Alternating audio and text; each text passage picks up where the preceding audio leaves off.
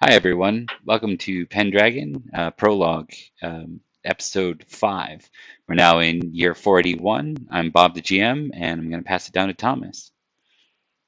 Hello, I'm Thomas. I am playing Sir Goratrix of House Winterbourne Stoke, and once again, I will stop at nothing until the House of Newton Manor is dead and buried. Alright. With that, hi! I'm Mark, and I am be playing Sir Edward of the House of Idmiston. And, yeah, I'm gonna break his kneecaps. That's basically it. And Liam. Yeah, hi everybody. I'm Liam. I'm playing Sir Dallin of Durnford, and I'm looking forward to a brand new year in this wonderful.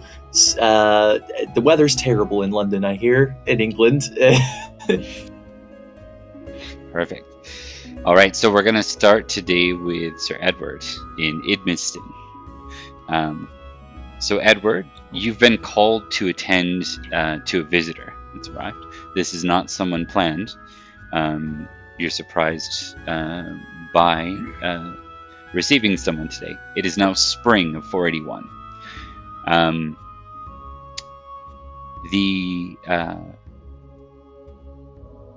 The visitor quarters essentially are where you were asked to go, and as you start to approach down the hall, you can hear the echo of voices. I'm going to let you go ahead and test awareness.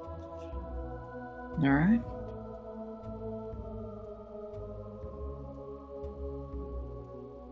It's a failure. Fair enough. All right.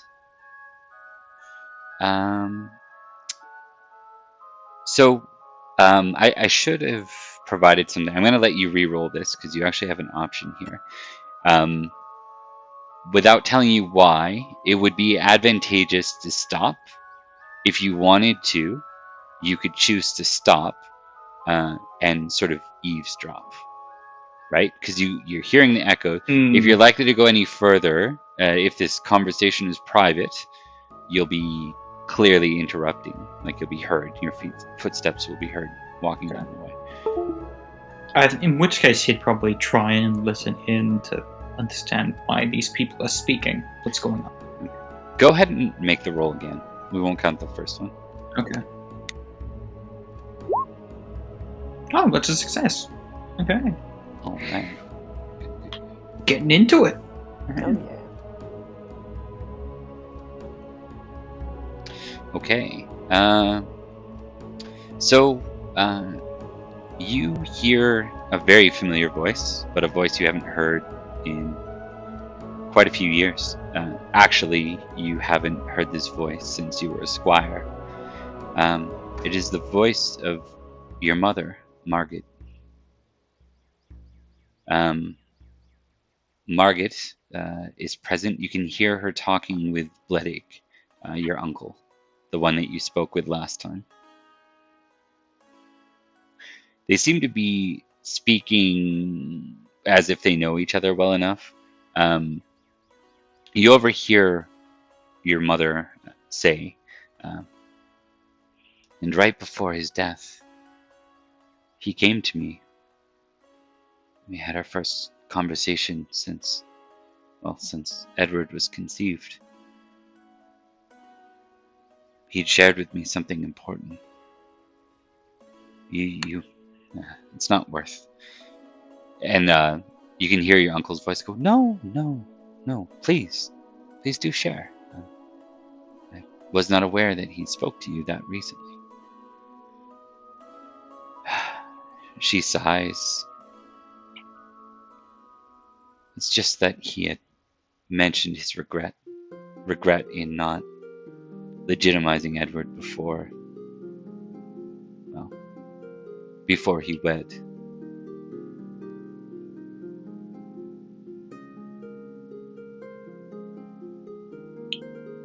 I think Edward just stops for a moment as he listens in, then just kind of stands there even a moment longer. For a moment, there's a grimace on his face, though it slowly shifts to just disbelief. It's kind of a moment where he processes this information that he all this time that he thought he was some sort of mistake to his father, that he had felt this way, but then his face hardens over again as he begins to continue to walk down the hall. His footsteps heavy as his boots trod across the hallway, eventually making it over to the room. Okay. Mark, if you had managed to hear that brief exchange, and then as you approach, sure enough, as you continue down, the moment your feet start to effectively click on the floor, the voices hush, their conversation stops, and you arrive to see your mother and your uncle. Alright. Edward would look between the two of them, nodding towards his uncle and looking over to his mother. He's kind of silent for a moment as he just kind of stands there, a good distance apart between them, as he just kind of does a slow nod as he responds. Mother, it is good to see you. I hope you've been well. She wears a warm smile right away, sort of seeing her son. She approaches. I'll just pull up a picture here. I do have one. One sec.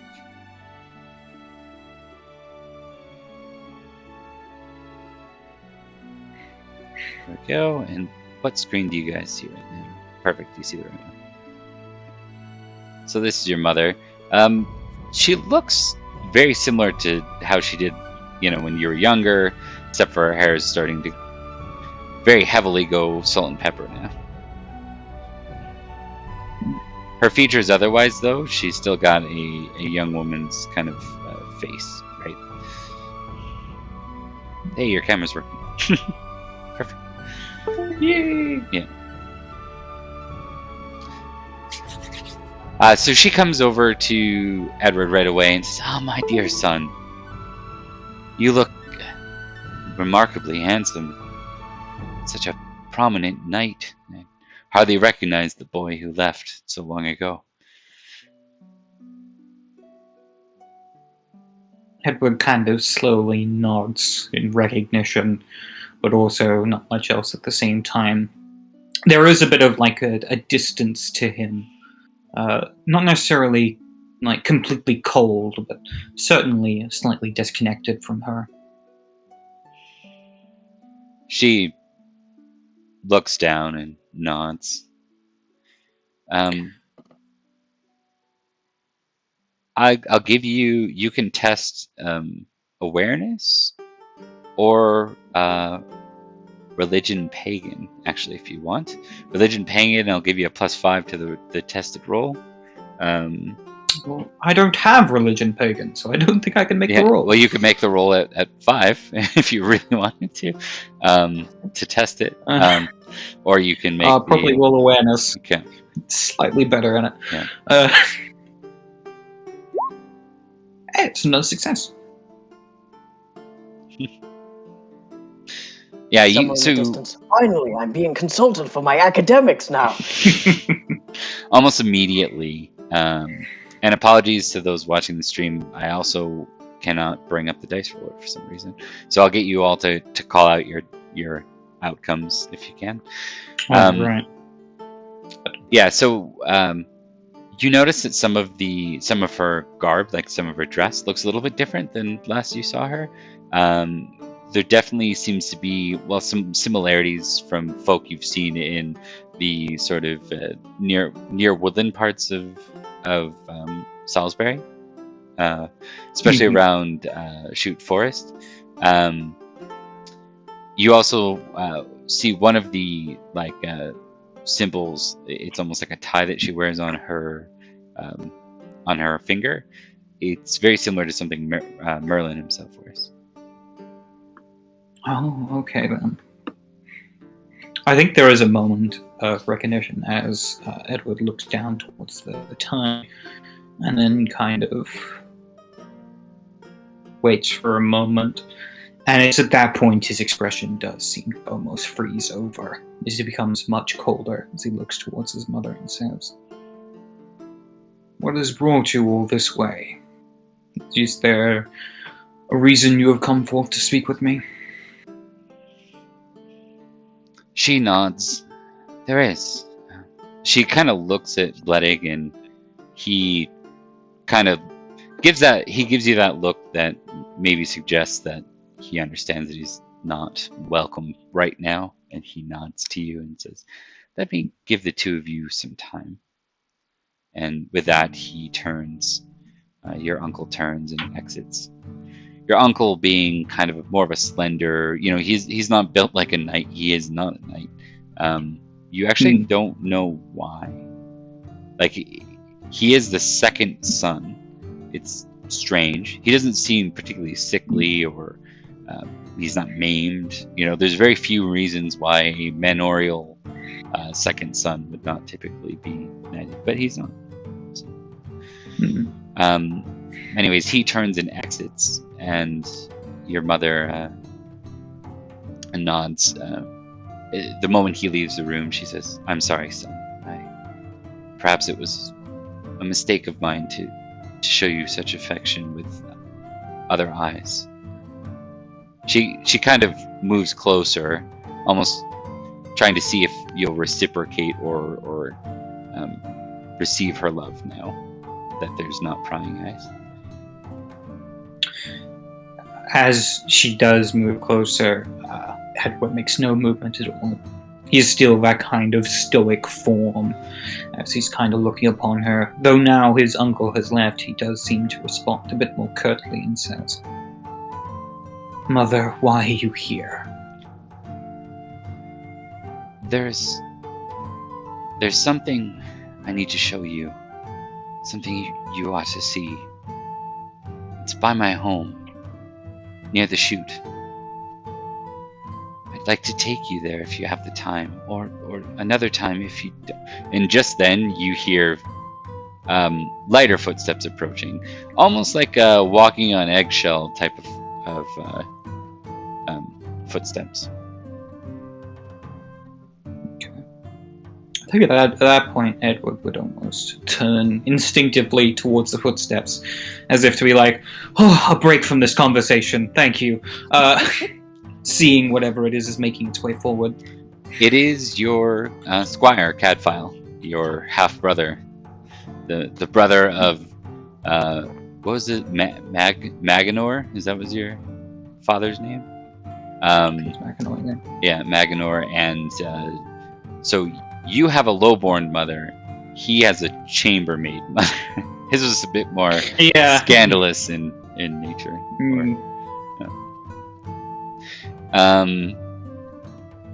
He just kind of stands there at the door. He looks really awkward.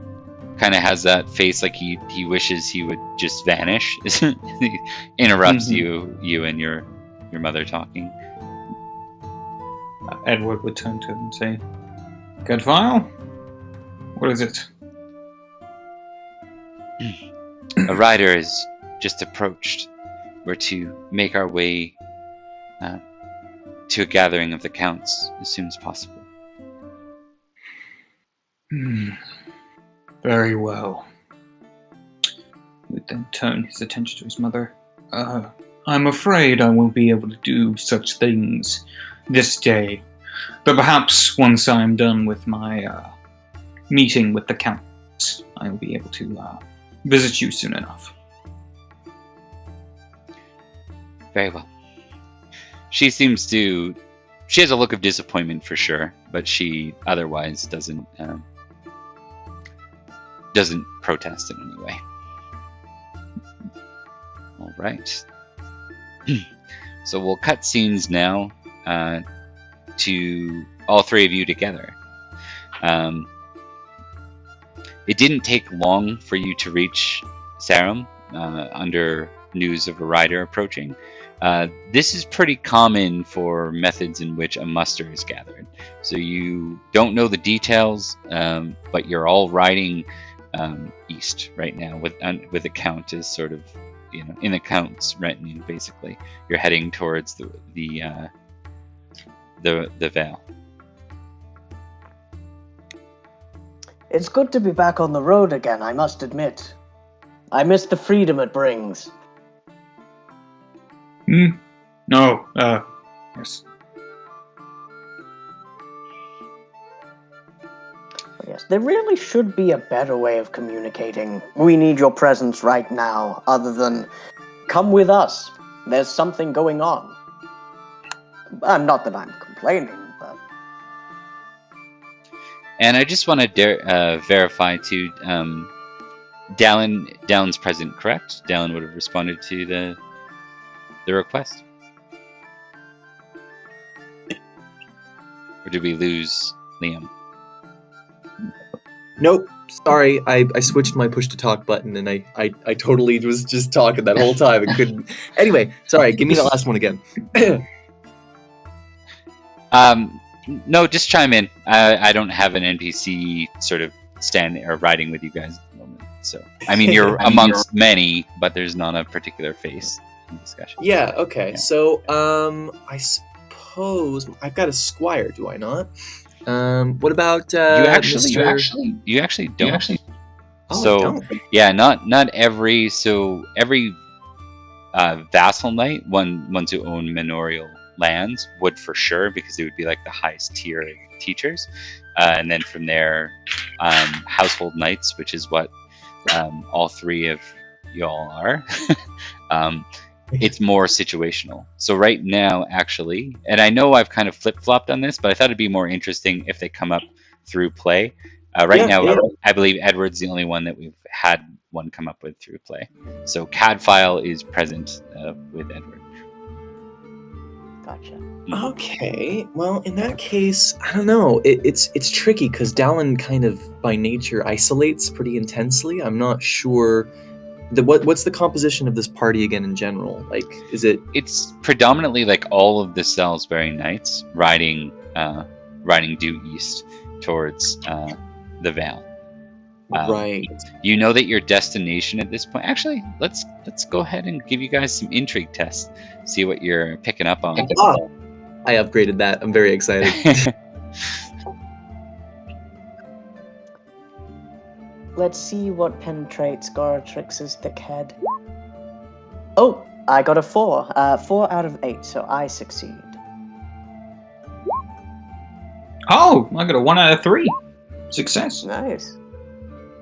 We are the sharpest knives in the tool shed. We kind of have to be. We potentially suspect that the king was murdered recently, so like, you know. Wait, the king was murdered? What?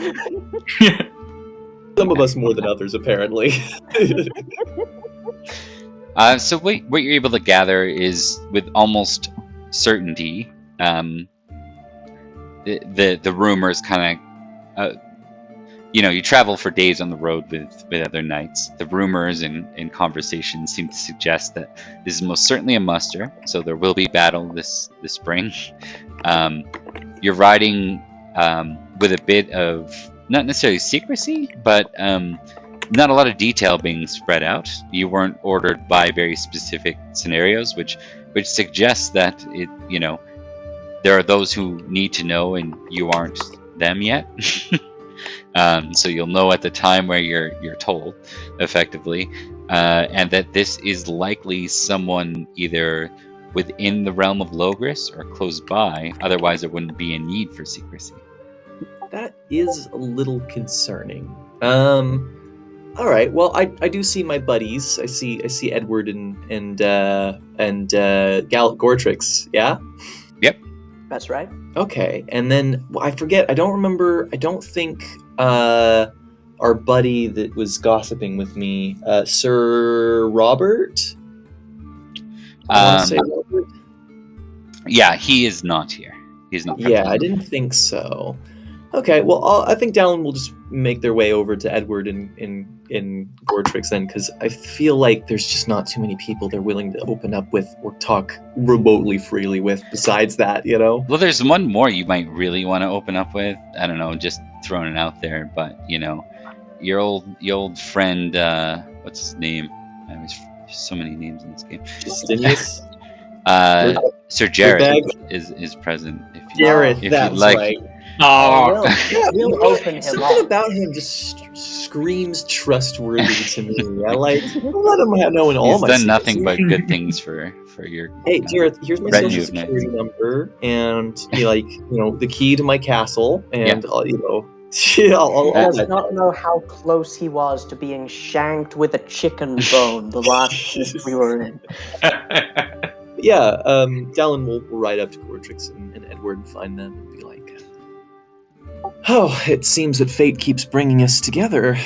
It's unnerving how dramatic our last few meetings have been. I count our blessings. Despite the turns and the wefts of fate, it's good that we have friends to journey through them together. that is true enough. It's good to see you both, especially after everything else. Yes. Have you heard much about what we're doing exactly? I've picked up some whispers, but the secrecy of it all is, it's concerning. Very little from my end as well. We're headed towards the Vale, who recently was put under the charge of Sir Ulfius, but beyond that, no, nothing. Same on my end. Nothing but something of a meeting with the counts. Not too sure. I do not have a frame suited for eavesdropping. More's the pity. All right, I want to give you all something to test that would reflect like history or geography or something. Oh no! Right? Hey, Bob, would battle apply to this situation? Right? Let's see. Let me just do a quick. I don't know, Bob. Can we roll swords? Just, geography. Give me a rundown on the specific duchies of the area. I would let you test battle at -5. Oh, I don't know if that's worth it. Would heraldry apply in this case? Yes, it would at flat. Alright. I'm gonna roll heraldry. Battle at -5 is still better than my heraldry, so I'm gonna. Fair. That is also true of me. How about awareness, Bob? Would awareness work? No. I failed. I succeeded. I got a 4 and 14. Hell yeah. All right, Mr. Or 4 and 13. Yeah, no. Ooh. Mark, remind me, is your family the one that was Roman Christian? Yes, his family is Roman Christian, but Edward is not. Edward is not. Well, that might still be why you know it. As the one who passed heraldry, you're riding to the city of Silchester, which is an old Roman fortification. The people there are predominantly Roman Christian. Okay. It's also within the Vale. You're aware. Yes. All three of you would know that much. That would be like the obvious piece, but other than that, you don't know much about it. It's a major center. So. And what's the name of the place again? Silchester. It's both a city Silchester. and later it will be a county. Right now, the county is called the Vale. So. Yep. In which case, Edward would share this information with his companions as he says, "Interesting. We're riding towards Silchester. If I remember correctly, it was a old Roman fortification. Now, those there are predominantly of the Roman Christian faith." I thought a find that Silchester was a interesting. type of fish. No. Then again, no. The point being, it's a place that those of my family know quite well. Surprised why we'd be riding here. All right. Is there anything any of you wanted to do as far as interactions here? If not, I can skip ahead. We don't have to do an amazingly lengthy RP about it, but I would probably want to greet Sir Edward's half-brother, particularly with like a hearty, almost painful, but he doesn't mean it to be just pat on the back. Okay. Well, why don't we play that out? It'd be funny. We haven't really had too much Catfile on screen yet. Alrighty, yeah, let's do it. So Catfile's riding probably one of the spare Roundsea that is within Idmiston's offering right now. He bears no weapons himself, of course, not being a knight. So. Welcome, he says to the stranger. He probably, does he have the same heraldry? Does he have heraldry at all? He does. Yep, he has. He doesn't. He'd be riding. Actually, he'd be probably holding one of the Idmiston banners. One of two. Yeah. You're Edward's new squire. A pleasure to meet you. Nice to meet you as well. And he looks at your banner and doesn't actually pull an answer. So Goratrix knows his pain and is going to give him a very convenient out. I'm Sir Goratrix of House Winterbourne Stoke. Oh, Winterbourne Gunnet? You're not far from us. No. There's a long-standing feud there. Winterbourne Stoke. We are to the southwest, I believe. Yes. Sorry. Winterbourne Stoke. I see. Nice to meet you. Likewise. You are of Edward's family, yes? Oh, Winterbourne Stoke. I think I heard that at the King's burial. You're not far from the Giant's Dance, Stonehenge. No, not at all. Occasionally as a child I would go riding up there. And Amesbury Abbey, the old abbey up there. He's like going to do some mental geography and not very well. Yes, to the north. Yes. Yeah, basically Stonehenge, Amesbury Abbey, and Shoot Forest basically they're a triangle yeah, exactly. on the map, so to speak. Probably you could hear Edward go east, to the east. Yes. To the east. Well, it's really nice to meet you. Edward doesn't always talk too much, so he tells me to quiet sometimes when I keep talking. He says I talk a lot when I'm nervous. I don't think I talk that much when I'm nervous. Maybe a little bit. Not at all. You're doing fine. Just some people are the strong silent type, some people are the garrulous. It takes all kinds. But I know you'll do well if you are anything like your brother. And I'll give a hearty pat on the shoulder. It's Pat. It's very strong. It doesn't mean to be, but it's very strong. For those listening in, I'll give it to Mark too. You can all test an intrigue for his response to that. Hell yeah. Should it almost be an awareness? If you really want to test awareness, I'll give it to you here. Oh, no, I rolled intrigue. It's a 15 on 3. I almost rolled a fumble. 19 against 8. The same for me, so Yep.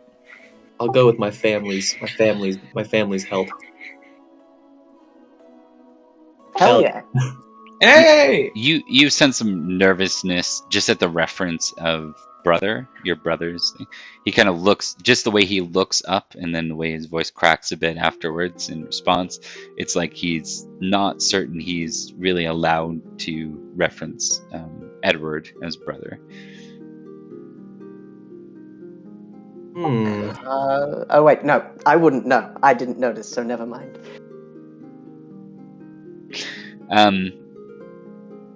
And if this were the legal line, it'd be even more not okay for for him to do that, right? Because he would be claiming a legitimacy that doesn't exist. Neither of us are technically legitimate. Yeah. So Yes. But you are a knight and he's not, and you're his knight, and so he's kind of like walking on eggshells around you in general. That's something it's almost annoying a bit to Edward, like even when you encourage him not to. It just leads to him professing sorry multiple times. So when you tell him not to say sorry, he says, "I'm sorry." Yeah. I'm sorry. Don't be sorry, be better. Anything else anyone want to do before we move forward? Yes, I would like to look at one thing. So obviously we're all going to a meet and whatever, but like the higher ups that are kind of leading this whole thing, how prepared do they look for, say, bad things to happen? You're all you were all ordered to basically pack your weapon. I mean, it would be standard fare for knights riding in a gathering of this nature to assume war is why you're being called. Yeah. But you're almost certain that this battle's coming. Battle's ahead. Okay. Counter question. Yeah. We know that our Lord didn't necessarily agree with the High King ruling that was made. Are there any whispers about that, or any distinct lack of whispers about that? Your Lord actually, you weren't sure whether your Lord was or was on the side of Uther, like your Count Roderick. Right. But when, I think it was in Mark did confirm it. I can't remember if Mark shared it, but Mark had talked to him a little bit, and he had referred to Uther as a fine sort of general, one of the best. He'd make a fine. Yeah. So he didn't outright disagree, but you don't know what his sort of secret vote was. Right, but is there a distinct lack of talking about king stuff right now, or a noticeable amount of talking about king stuff? Something notable around king things. Yeah, that's fair. Absolutely. He hasn't really brought up during Winter Court, during the Christmas Court. He definitely did. He brought up Uther and proclaimed him as glorious King of Logres, right? But whether that was pomp and circumstance versus actual, whether he was just putting on a show and paying lip service in the most formal place where one can do it, or if it was sincere, you're not certain. All right. Well, that's all I got. I'll be nice and quiet for the rest of the ride. I'll give you one more thing, just because you're trying to deduce like what's happening, where we're going. Yeah. The court setting is really important to the annual progression of the knights and lords of this land. Easter Court has not yet happened, which is why you weren't already together. Normally, you would just gather for Easter Court in Sarum, in your lord's home. Not so much. You were called before Easter, almost a week before Easter, in fact. So there's a high probability that you will be visiting an Easter Court somewhere outside of your lands. Sounds like Silchester. These things are making me nervous. And if the Easter Court is delayed, what happens to Jesus? Just takes him a bit more time to regenerate. Make a Christian roll. We'll find out. I don't have. Yeah. So, anything else? They left him in the oven too long. Nope, I'm good. No. Yeah. So you arrive in Silchester the day before, basically Good Friday, and it is the start of an Easter Court, and we're going to be moving into a very short feast, 2 rounds. Hell yeah! Woo! Okay. So Chocolate eggs and hot cross buns. the big names present are Roderick and Ulfius, Duke Ulfius of the Vale, and Count Roderick of Salisbury. God, I can see his smug, smiling That face. fucker. Yeah. Immediately, my eyes were drawn to it. Yeah, exactly. Like, the two of us, both as players and characters, have Terminator vision. Yeah. I doubt he even knows how much we hate him. But I think he knows gets at this on point. soul. Like, I realized I wasn't showing my screen for those that were wondering what I'm showing. They saw Sir Jareth on the feast map, and they were not happy. Yes. All right. So we start with the standard feast start, which is an appearance roll. appearance. I'll pull up Indeed. the Let's see how it cards. goes. I succeeded. I am near the salt. With a 7 of 12. See if they'll put me in my place. Yep, Oh, that's a no! fumble. I'm Oh barked. no! Oh no! Ooh, Okay, that's so rough. with a Ooh. fumble, you gotta roll again, and with that, you get one lower than original. Okay, so well, Dalen succeeds because he's a handsome lad. Oh god, this could be really okay. bad. Okay. It's a success. So below You're- the salt. yeah, You're you're not on the just below floor. the Below the salt. So basically, the way this works, Dallin and Goratrix arrive. The three of you plan almost for certain to be near the salt, just from your recent glories. Which, by the way, you are up in glory, and that's going to matter for cards this time.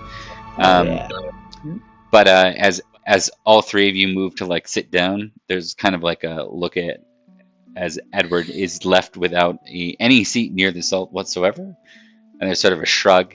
The two of you kind of see in a table nearby, there's Jareth, and he's sort of watching amused as Edward is forced to move further away from the salt. Hey, noticing that specific fact, can Dallin give their seat up for Edward? Is that something that they can do? You can. It will affect your rolling and everything else. That's fine. Dallin does not give a shit. Edward would refuse. He'd be like, no, Edward, I'm fine with sitting below the salt. I want you to look across the table at that specific person over there and tell me you do not care. So, Mark, we're going to get you to test... you know what? Test modest versus vengeful right now. This is good for me. If you pass both, then it's the higher number. Okay, so just so you do know, because I don't know if this will have an impact. Vengeful is a 16 for Edward. He is... It could. Let's go. So modest was it? Because you listed your roleplay action as modest, I will let you roll this. Normally a 16 might just automatically mean you sit there. You're like... Okay, all right. So you pass. The question is, do you pass higher with vengeful? Nope. Hey. Nope, I pass lower. All right. So modest wins out. So you can stick by your guns here, or if you choose to participate in Dallin's sort of little, because you guys are intriguing together, right? You're not doing it out of vengeance. You're doing it out of playing the game now, and then therefore you're not going to mark vengeful, right? Like. So I'll leave it purely to your roleplay. Why don't we do a little quick scene with Dallin and Edward around this? Yeah. I think there is a moment where Edward looks over and his eyes narrow, but then he stops for a moment and goes, "With respect to you, Dallin, you are perhaps one of the finest knights I have ever known. I saw you on the battlefield as a strong, imposing figure, a virtuous knight and warrior. As much as I would love to be a very, very petty individual in this moment, I honestly think this honor belongs to you more than it does me." Dallin looks massively taken aback by that. I suppose if you feel so strongly about it, I would be happy to respect your decision, Edward. Though, should you change your mind, the seat will be plenty warm for you. Thank you. I appreciate it very much. Friend, he says as a smile appears on his face. Which is kind of odd, because the smile doesn't appear often. It's like, kind of lopsided. Nice. It's the best approximation of a smile he's got. It's still heartwarming, but it's kind of... Yeah. It's a little weird. He's trying, though. He's trying. All right. So with that, we might as well dive right in to some of the intrigue rounds. We'll start with round 1. We're gonna go. I'll record geniality. Oh, thank you. Court time. We're gonna go with Dallin. I don't think Dallin's been first on the list yet. So. All right. Yeah. Well, for once, I got nothing that I feel I need to do other than start flipping through that deck. good old face deck. So one really important Now- piece for you guys is I just need to verify this, but I believe you actually get to keep 2. Like you pick 2 cards. In most cases, when you pick 2 cards, you get to pick the better of the 2. There is one exception. Sometimes it'll have like a little marker on it that indicates if your virtue is at 16, the virtue this card calls on, you must pick this card. Gotcha. Yeah. Okay. All right. So draw 2. Yes, please.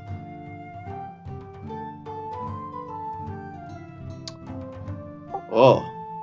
Ooh, holy blessing. Whoa. One is definitely... Wait, holy... You may increase Holy your size shit. by 1? That's really fun. You get fatter. That's great. I don't. Ooh, a multiple of 1,000. I don't think that's going to be doable for me, but that is fun. No, I think I'm gonna do. I think I'm gonna keep that holy blessing. I think that sounds like probably the better boy for me here. I'm not very indulgent. Seems you're blessed by a higher power. All right, so I do have a little interaction that I have that can go along with this that might be interesting, if you'd like. Yeah, go for it. All right, so we're just gonna. I don't know what to do with these cards that we don't use. We'll just put them at the bottom, like almost under the deck. Just like discard pile. Yeah, that's a good idea. We'll create a discard pile. All right. So, Dallin, as you're having discussions, Sir Jareth actually approaches you. There is another face beside him, a younger boy in his late teens, maybe 16, 17. Sir Jareth, it's good to see you. I'm glad to see that you're in good health. You as well. Sir Dallin, right? Correct. Yes. Yes. You've made quite a name for yourself, you and your friends. He kind of Indeed. looks over with a smile at the other two, knowing that he's just far enough away where his voice isn't going to carry enough for them to hear. So that smirk that he gives is almost like a goading them a bit. I have someone I would like to introduce you to. By all means. I'm always happy to make a new friend. This is my brother. Sorry, I struggle with the pronunciation on this. We're gonna go with Rickirk. It's either Rickirk or Rykirk. Can you spell it? Ricerch. See, I like Ricker because it makes me think of Rickard from Blade Runner, but I like Riker because it makes me think of Riker from Star Trek. So I don't think it's Riker because that would have a K with. Well, this is old language. I think Rickirk sounds right because it probably got blended in Richard, or you know what I mean. Ricker is fine with me. I will accept Ricker. Yeah. So Rickirk just nods to you very formally. It says, "A pleasure."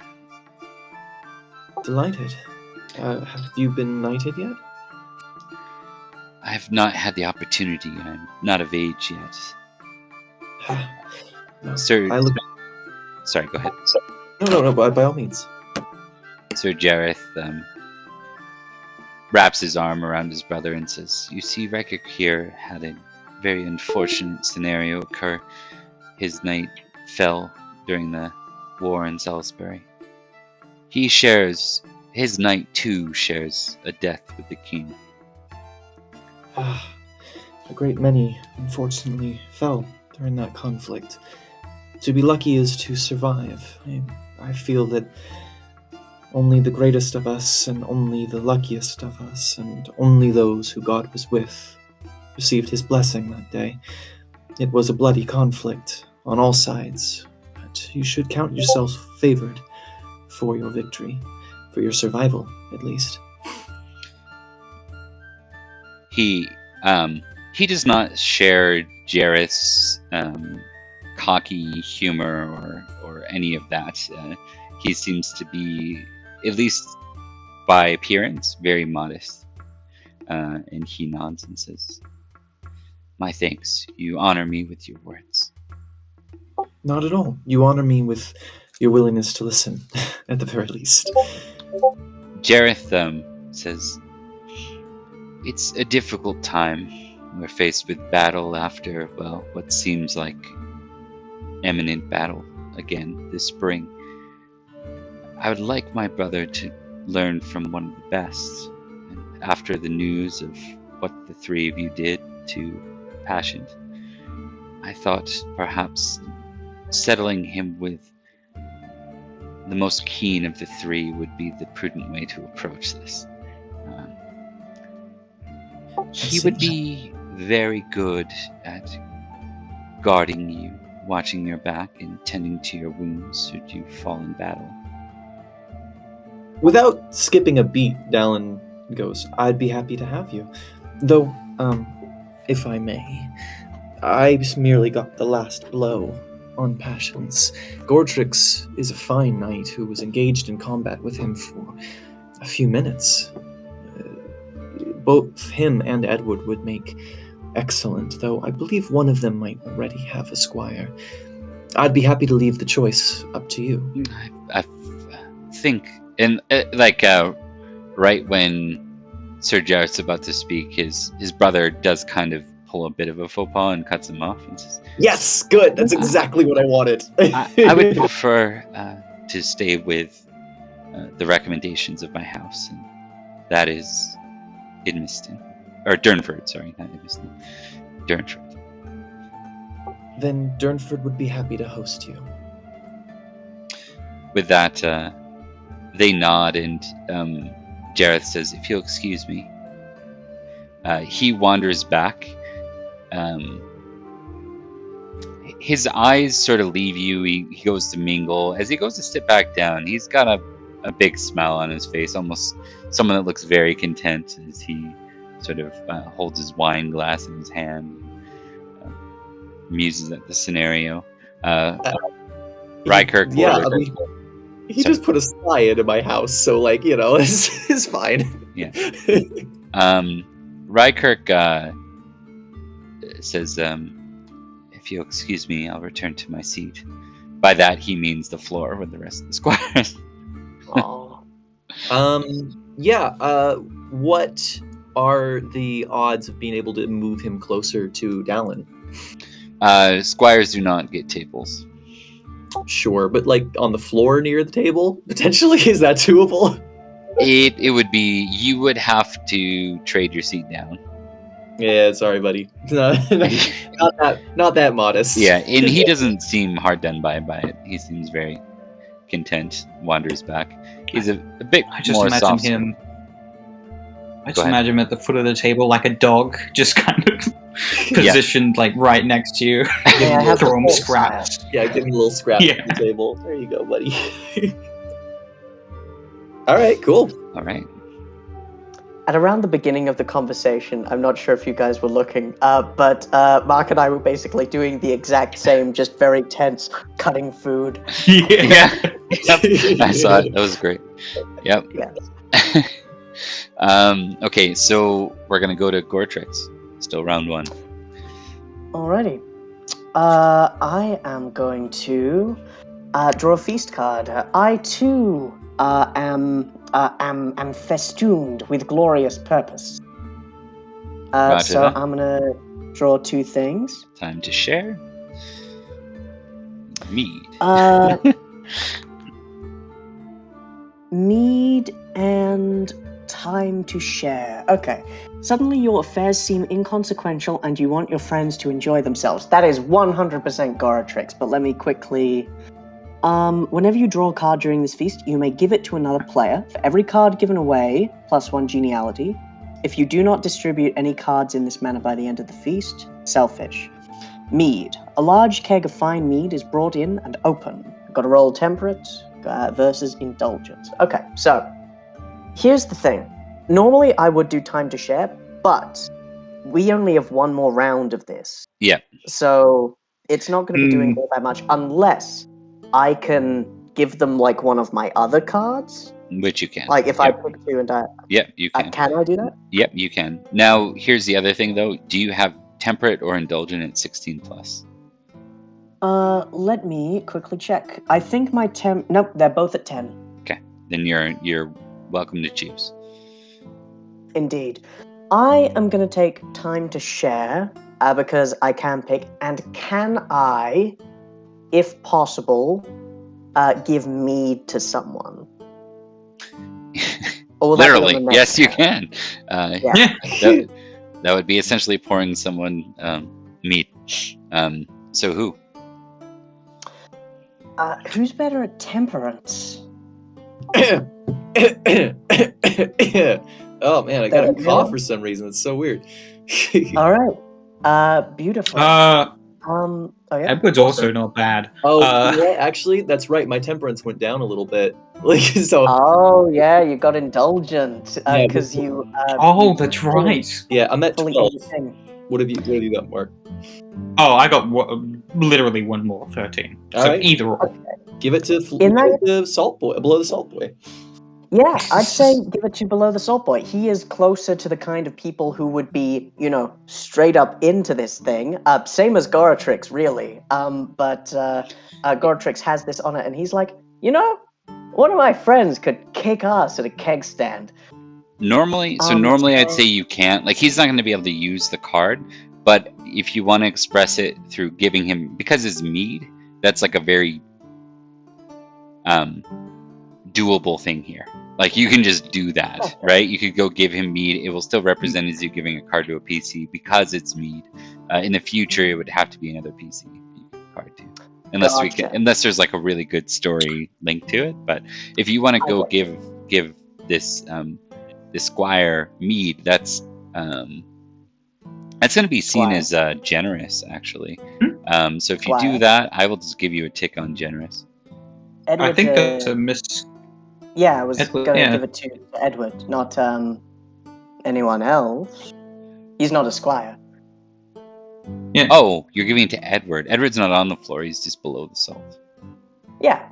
Okay. Yeah. I thought there was a reference to giving it to someone below the salt. Maybe I'm just not following there. Sorry. I thought no. One of his friends, which was Edward. Okay, that makes who is above the salt.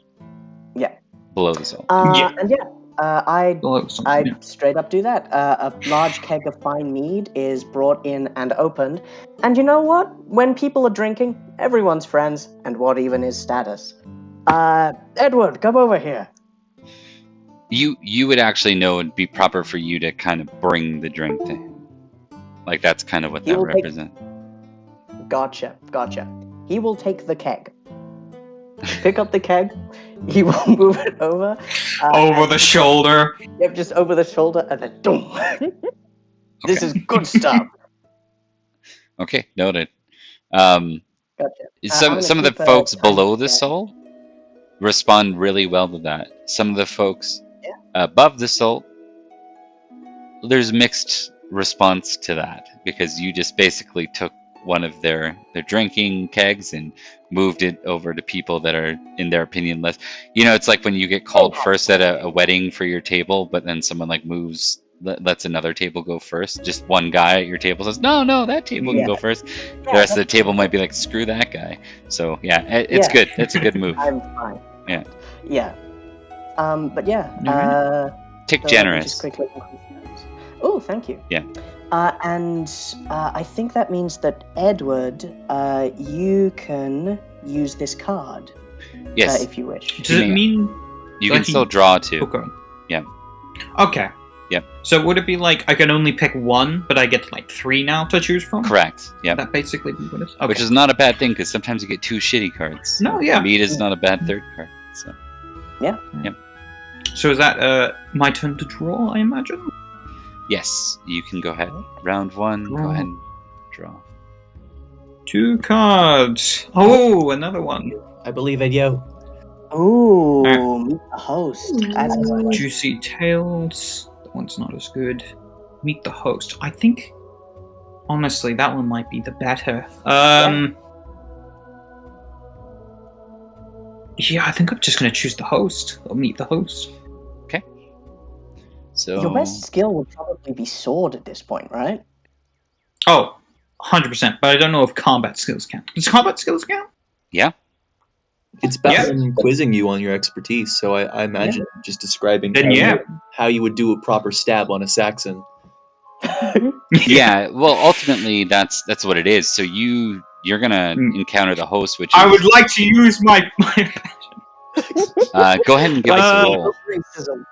You know, can I use my hate of the Saxons to aid in, or So just remember, it'd be fair if you said no. Do we have any Saxon prisoners to bring up here for demonstration purposes? what is your sword versus your hate Saxons? My sword is actually higher. It's an 18. I wouldn't recommend rolling your hate Saxons because you know this scene is short, and if you botch, it's not worth like what you're gonna get out of it. No, that's true. And nor is it like a super important moment for that to come out. You can simply just hate the Saxons whenever you want, without rolling the passion on it. So I know, but it's so much fun, Bob. Yeah, I will allow it. I'm not gonna say no. I don't think I will. I think you made a very good point. It's not really worth it in this situation. Okay, rolling sword. Here we go. Yeah. It's 11 on 18. Success. All right, so plus success, 1 geniality. Plus 1 geniality. And you can have a brief conversation with Duke Ulfius. Alrighty then. Yeah, because he is the host of this. He wanders down, and this is the first time you've had a chance to talk to the Duke in any sort of detail, but he finds you well, Gortrix, and basically Gortrix has just returned to his seat. He is wandering about the place, mingling, and he moves over to Edward and says, I believe a congratulations is in order. You're amongst the few that fell King Penchant. He actually refers to him as King. Yes. Thank you, my lord. I do appreciate it. Yes, it was certainly a hardened battle. Cutting our way through the battlefield, through Penchant's personal guard themselves. And, well, I must say, it was my sword work that managed to get me through most of it. Lances are useful weaponry, but I honestly prefer the use of a sword. Far more flexible in the attacks that can be made, instead of just straightforward. If that makes sense, at least. A good charge is necessary for an army, but for us knights, when trouble comes, when we find ourselves outnumbered or without horse, there's no better ally than the sword. I agree. Perhaps soon we will have an opportunity to test our swords once again. Tell me. Well, yes. Yes, my lord. Knight of Salisbury. He seems to be studying your heraldry. Idmiston. Am I correct? Yes, my lord. Correct. What do you know of this muster, our gathering, and where we go from here? Very little, in all honesty. Though I imagine this is something far more than what originally had appeared. If I had to guess, we are preparing for something big, are we not? The king will have his loyalty, whether it be through oath or through the sword. I assumed as much. I know that my loyalty and my sword will always go to my lords and to my king. We march north from here, likely a week from now, so enjoy yourself, knight. We will meet I with will. the king and the prince. Indeed. Thank you, my lord. I do appreciate such conversation with you. He nods, and with that, so one thing about Ulfius too is he's not as old as some of the others that have made it to the rank of duke. He's more like that young kind of middle age level right now. He seems very confident. He isn't too wordy, and he quickly moves on. He is mingling as he goes, but it's kind of it's sort of the, by way of being a host, it's proper to at least appear the part of mingling. So that is exactly what he's doing right now. All right, and then we're into round 2. Round 2. Round 2. And that's Dallin. Dallin Go. is so ready. Bada bing. No host. Host speaks at length. Oh boy. Ooh. Oh no. Or Oh. who was that? Ooh. Another knight tries to identify another knight first. Recognize opposed. Ooh.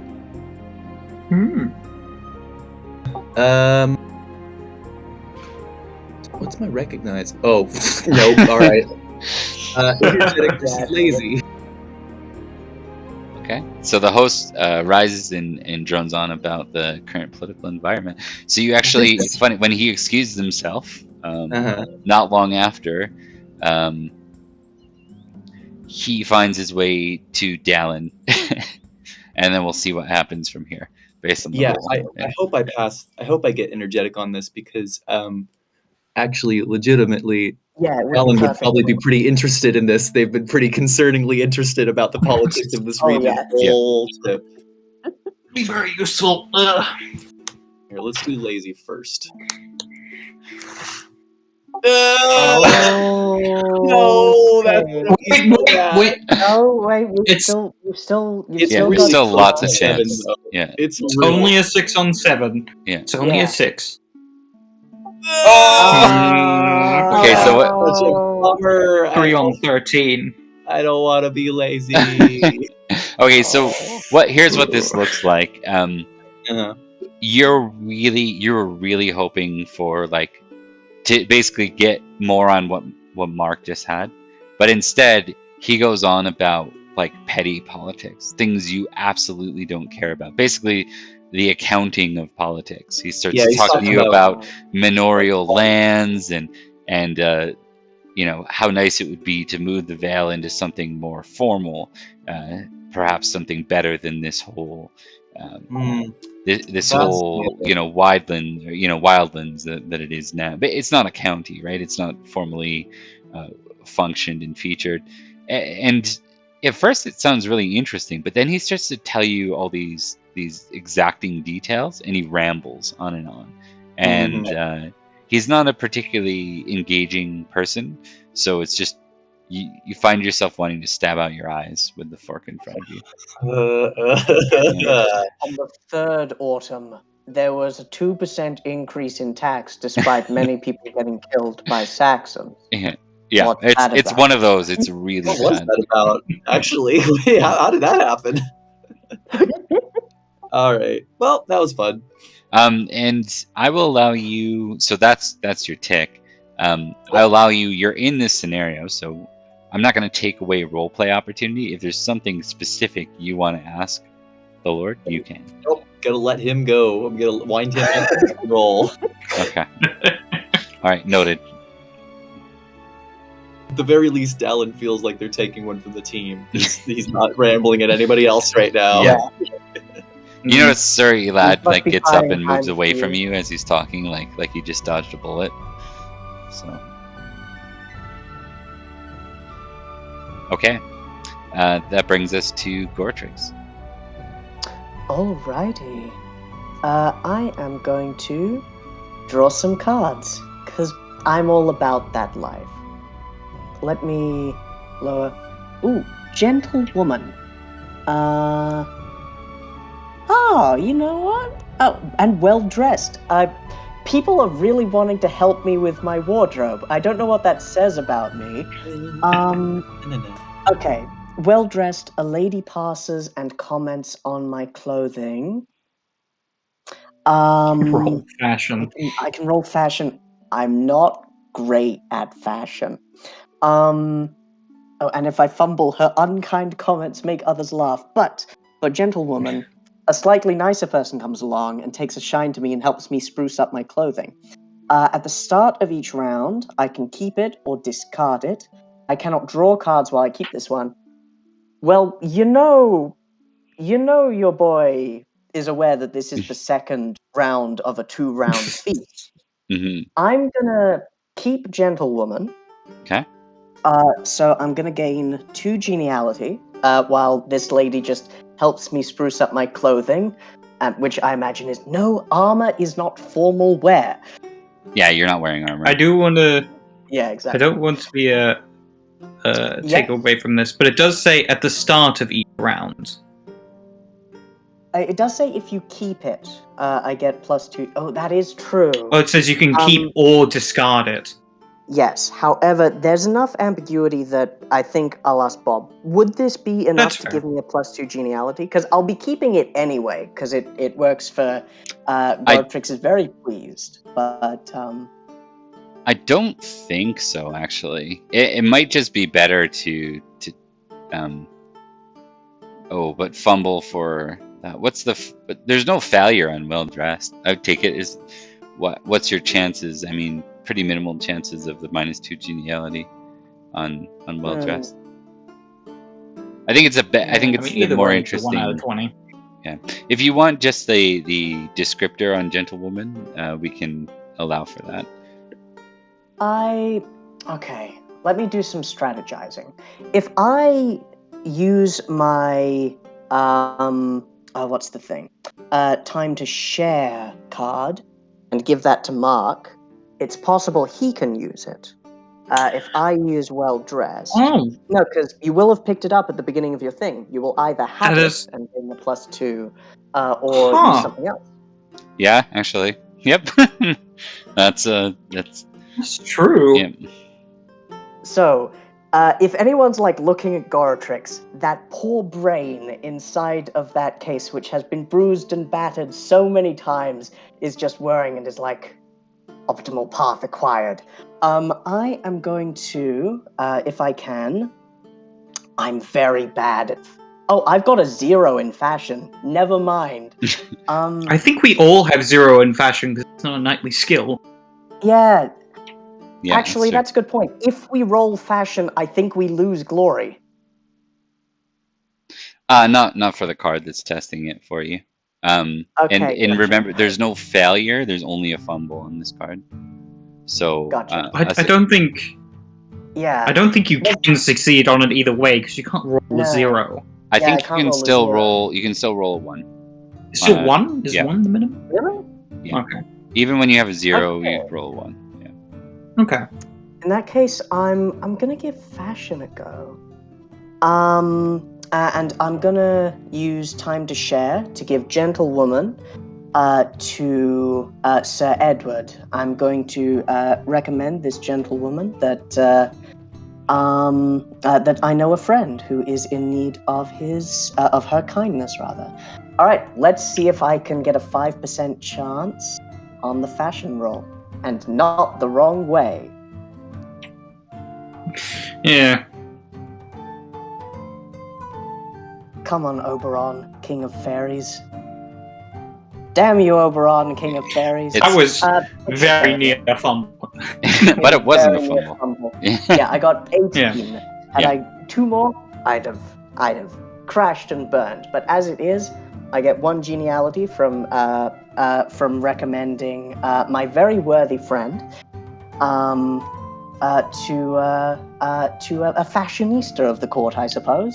Yeah, so this, you're not sure if you recognize this face, but she seems to be walking and mingling beside this older man, and she kind of approaches, she approaches Gortrix in a very sort of assertive way, not a way that you would typically take from a lady of the court. And she says, "Is this the best that the Salisbury fashion has to offer? You must visit Hey. London more. I understand the country's wonderful in Salisbury." She's basically, without trying to offend you, she's being playful. Yeah. Like it is depending on Gortrix's sort of backbone. He would either take this as high offense or realize that she's joking. It's totally up to him. Yeah. Gortrix is 11 forgiving, and he's not that kind of person anyway, even if he were Mondo vengeful. He does let out a chuckle. My apologies, my lady. The latest Londinium fashion does not quite reach our way by quite some time. You are far away. It's forgivable. Sir Knight, Glad to hear what might I it. call you by? I am Sir Goratrix of the House Winterbourne Stoke. It doesn't seem to cross her mind in any sort of particular recognized way, but she just nods. Well, I should go continue to meet others. It was nice to meet you. Of course, and a pleasure to meet you as well. However, if you want a member of our number that does very well when it comes to this sort of thing, might I recommend my worthy friend, Sir Edward? He is a sharp dresser. Even my untrained eye can recognize that. She looks over. Go ahead and give me an awareness test. Me or intrigue. Sorry, me or Gortrix. I'm gonna try for awareness. Let's see how it goes. I do think it's just Edward sitting in a corner, trying not to die due to all this social connections with people. That's 7 out of 10. That is There a you go. success. Gortrix, the most counterproductive hype man in the world. She I do my best. when she looks over that way at who you're pointing to, you catch for a moment. She almost looks like she's taken aback, almost like she's recognizing him.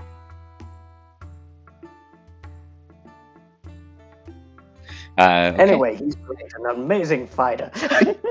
So with that, she excuses herself, and there's this older guy beside her. He seems to be kind of mingling, almost, and this will be part of your awareness test. He seems to be mingling sort of alongside her, like they're not together, but they're with one another and sort of mingling in the same area. So as she moves on, he excuses himself and carries on as well. So at this point, she's heading towards Edward, and he kind of breaks off a little bit. Actually, he rounds about past you and heads towards Dallin. It's like a strange power couple. Oh boy. I approve. So, Edward, you recognize one of the ladies from your the first feast that you participated in as a player, the one that you almost offended to the point where it was your response caught her interest. This is her. Mm-hmm. Yeah. Oh, great. You impressed her with singing. You impressed her with being a straight-up cynical man. Yep. And then you insulted her for the same. So she approaches Edward at this point and says, "Your name comes in high regard." At that point, Edward turns There's a moment where recognition comes across his eyes and he goes, "Oh, I certainly glad to hear that, young lady. A pleasure. I believe we've met a few times before." We have. Seems we keep meeting again and again. Yes, seems that is the case. Is there anything I can help you with, my lady? Well, I came here to talk to you. I wanted to start with just how terrible the fashion seems to be in Salisbury, but we can save that for another day if you wish. No, She's got a smirk on her face, so she is offending, but she's also being playful. What is Edward's pride? It's a very good question. If it's not high, his pride is an 8. He's more modest. Okay, so yeah, in that case, you can let it roll right off your shoulders if you wish. Yeah. Edward just kind of shrugs and says, "Well, I've never been one. The more fashion side of armor, and I don't tend to wear much else these days. This is," and he kind of like shrugs down towards his current dress and says, "not my preferred dress." You have no wife that dresses you? No, I do not. By the way, that would be Not a too much. common enough thing for formal stuff because they know fashion, you don't, right? So that's kind of... Yeah. It's not like dresses like you're a child. It's dresses as in, here, wear this formal wear that you wouldn't otherwise have any awareness of. He doesn't know what to wear. He's a knight! She shrugs like... you have 0 in fashion as well, right? Yeah, 0 in fashion. Clothes could use some improvement, but nevertheless. What? As I am without a wife, I wouldn't mind some suggestions. I mean, after all, I can't say a single night forever. Do not much good for my family. Well, I only hear the tales of what the Salisbury women look like, but if you would ever wish to meet the women of the Vale, especially Silchester, they're well regarded.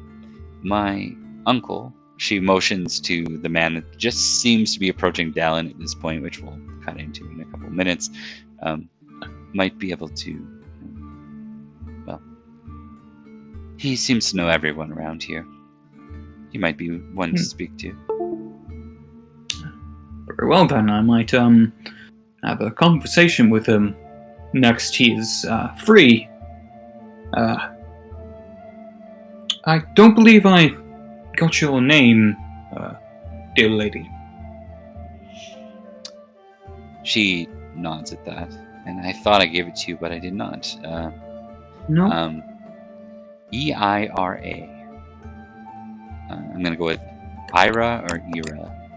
I would say Ira, right? E-I-R-A? Yeah, that's I. Yeah, Ira. R-A. Ira.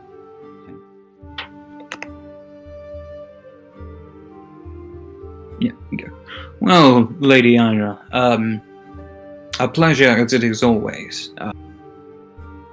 And to you, Sir Nate. Edward, right? Yes. I'm Sir Edward of... Yeah, she'll say Sir Edward. She won't break that level of formality. She says, enjoy your feast, Sir Knight, and best of luck for whatever the road is ahead. She seems to be aware that there's a battle on the horizon. Edward kind of nods this. Thank you. I do hope we may meet again. Likewise. Until next time. So with that, she goes back to mingle. She's basically with the mean girls, like her little crew. So she wanders. She moves away from her uncle, kind of wanders in that direction. Yeah. And what's the... would want to know what the uncle's name is. She did not tell you. I don't think it's... Oh, well, shit. Alright. Never mind. But someone else in your crew is about to meet him, so there is that. Continue forth then. All right. So I realize I didn't give you an opportunity for the card. Are you I mean, using Gentlewoman for sure? I'm tempted to, but at the same time, I'm also tempted at the just to girl. fuck myself up a bit more. Would it be possible for me to look at the 2 cards I could choose Yeah, from? you can take the or 2 would I have to cards, and choose it just different? you can take the 2 cards. It would just mean Okay. that you don't get the benefit of Gentlewoman. You had that interaction regardless, because Okay. Well, my question would be, do I have to choose now or not whether I keep it and then draw? Or no, can you I draw draw the and then 2, and decide? then you pick from the 3. Yeah. In this, Oh, okay. because Thomas is effectively giving another player his card. It's like he gets 1, you get 3. So. Okay. Neither of those are good. Counterproductive wingman, you say, Liam?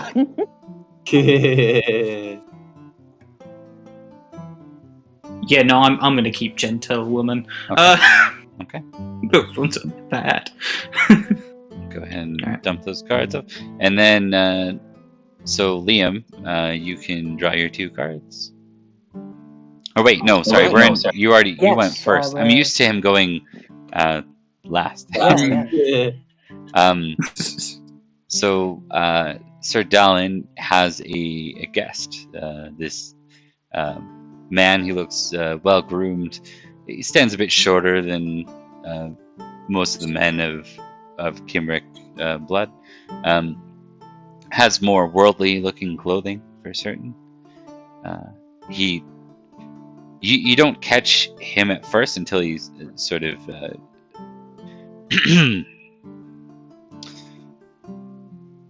tries to catch your attention.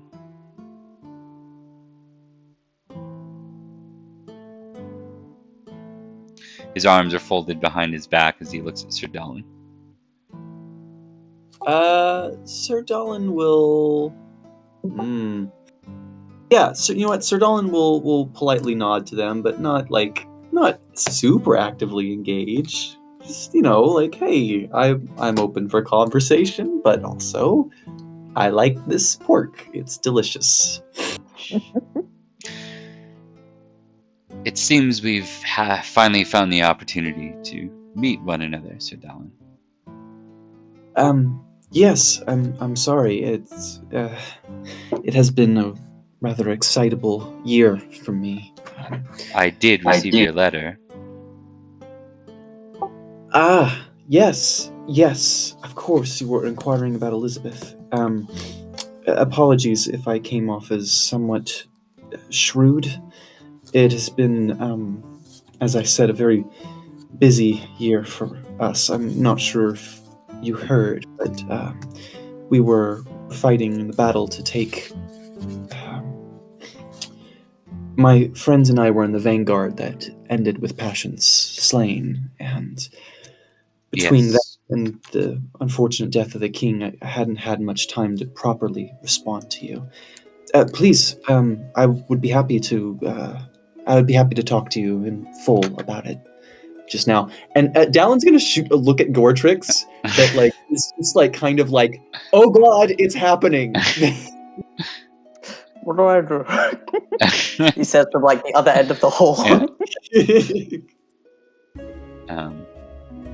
He will move and find a seat beside Sir Dallin and say, it's good to meet you and to hear some of the stories recently. It seems that you have good stock. Your father's fame. Elizabeth would be a fine match. I'm looking for something prominent for my second wife. The tragedy of my first was hard to bear. Yes, I heard about that. It's quite a lot to deal with, losing a family member like that. My house has unfortunately dwindled in recent years, so I understand the pressures that are the pressures and the honors that are placed on Elizabeth with that. She has been somewhat prone to faintness, we'll say, in the last 2 years. I've been trying to make sure that she's well sought out for and that she recovers before I promise her to anyone, but I'm certain that she would find you very charming. Go ahead and make a courtesy roll. Let's hope I don't fuck it up this time. As long as you don't fumble, it'll be fine. If you succeed, Oh, that's really good. hey. Yeah. Almost Good. a crit. Almost a crit. I'll give you a check on courtesy for that, because you played it out well. Thank you. Yeah. I like check marks. They make me happy. He nods. It seems that you have very much on your plate, and many of us knights do. If I understand things correctly, you are left to be almost a steward, really, of your manor for now, until such a time as the Lord becomes of age. That is not a rare sight amongst those of Salisbury or of Logres in general. I can only look towards the glory of coming years when prosperity reaches us once again, but it has been difficult for everyone. Of course, as I said, I'm sure that Elizabeth and you would make a wonderful match. I just wouldn't want to put you into something that would ultimately be disfavorable for you. I see. Well, if your sister is struggling and there are health concerns, I have gone through that path once already. I wish not to do it once again. Forgive me, but I must be honest in my pursuit. I'm looking for one that can bear a child, one that can look after my family long past when my body is buried. Mm-hmm. Yeah. Yes, of course. I wholeheartedly understand, and I very much appreciate your honesty. I would be happy to keep in some correspondence, as I'm sure you've been able to tell I'm somewhat of a clumsy writer, but I would be happy to keep you updated on such a thing, and if you find a better option in the meantime, hopefully our houses can still maintain some form of friendship. I must admit that it is not the best time for writing, and it's not the best time for these things, and yet they must still happen. Soon we'll ride for Pendragon. It's a pity that we must. If only the oath could be given to Uther, then we could avoid all this. Yes. That's been on my mind as well. It seems such a shame that all of this has gotten to this point.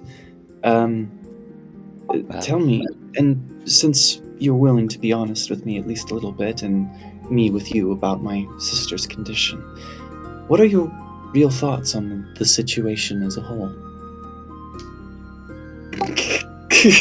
He freezes at that, and he just says, as a knight of Silchester, or he won't say Silchester actually, he says, as a knight of the Vale, my opinion is not important, only my lord's opinion. And if King Uther wishes to march upon the King of Pendragon to force his loyalty, then so be it. I wholeheartedly agree. It is a shame, but it's not our place to judge, I suppose. Only God and our lords. And with that, he does like a sign of the cross kind of motion, which very clearly you're like, ding, ding, ding, he's Roman Christian. This fucker. All right. Yeah.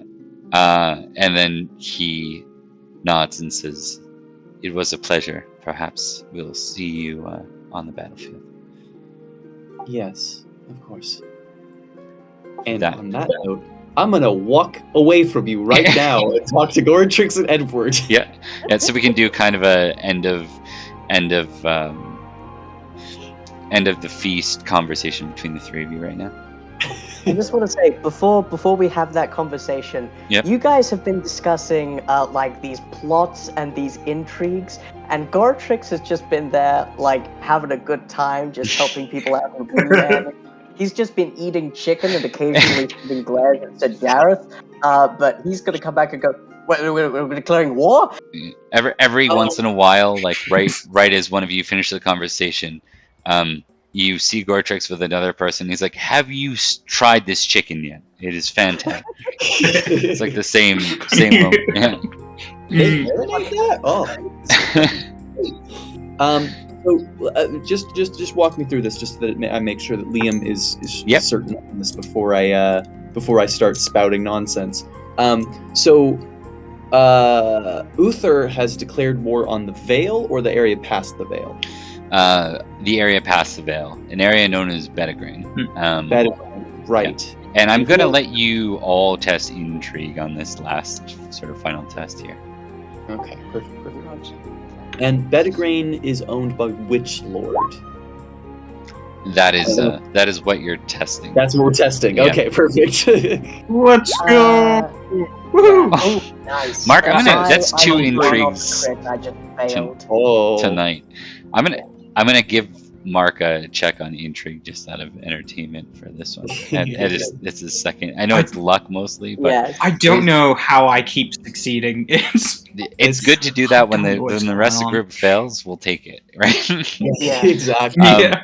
So you're all kind of you're mixing up the details a bit between the three of you as you kind of discuss it, and then it's Edward that's like, wait, Pendragon, isn't that in Cumbria? Isn't that beyond Logres? And between the three of you, that's when it hits. The King Uther is not the High King. He is the King of Logres. Mm. If you're riding out to Pendragon to assault the King of Pendragon, which none of you have the name of, that is war beyond your borders. That is effectively, yeah, you're warring outside of Logres. Mm. Would this technically? I don't know if this would technically count as a civil. This would be I like think it's just a regular- conquest. Yeah. Yeah, Okay. we're not one unified regular country yet. It's definitely different than declaring Okay. war on the Saxons. Yeah. Yeah. Yeah, very Alright, much so.